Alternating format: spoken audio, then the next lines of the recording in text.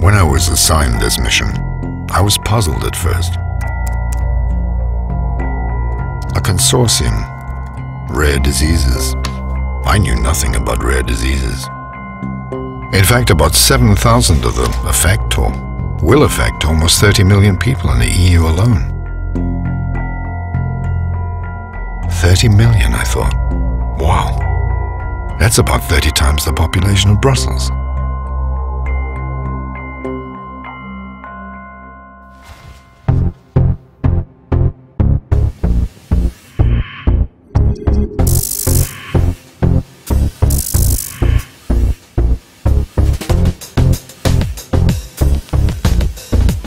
I decided to start with Ruxandra Draghia-Akli at the European Commission as she launched the idea.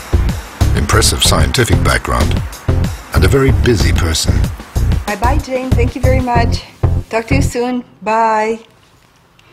In fact, this was Jane Peterson from the NIH, and as we've discussed before about how the idea came, it was in a discussion with Francis Collins that took place in May of 2010. He was intrigued, and as a consequence, by October, we had our Reykjavik meeting. Participating there, funding agencies, for instance, the Spanish funding agency was the first to join officially the consortium. Small and large industry, charities, Association Française contre la Myopathie, or the Italian Teleton, and patient organizations, very importantly, discussing the goals of the consortium, 200 new therapies and a diagnostic modality for most rare diseases by 2020. Quite an accomplishment. Let's see. Many national agencies, all funding bodies in the executive committee, a clear presence of the private sector. Actually, whoever dedicates $10 million to research over 5 years can be part of the consortium. Right. The Spanish funding agency was the first to sign in. I would meet them first. Dr. De Andres strongly believes that participating in the consortium gives a higher dimension to Spanish public research in the field. As he didn't have much time, he introduced me to his colleague, Professor Segovia.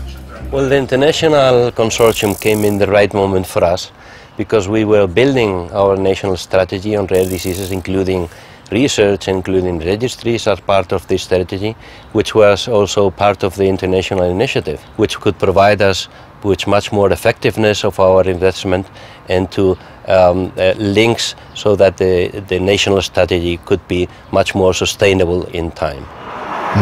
It makes sense having national research funding agencies in the consortium, but Ruxandra also mentioned charities and the Italian Telethon.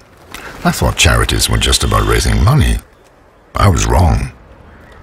Telethon as a charity has a very important alliances with pharmaceutical and biotech companies because they have an essential and crucial role in developing the therapeutic approaches and bringing the results to patients. Other models are also important.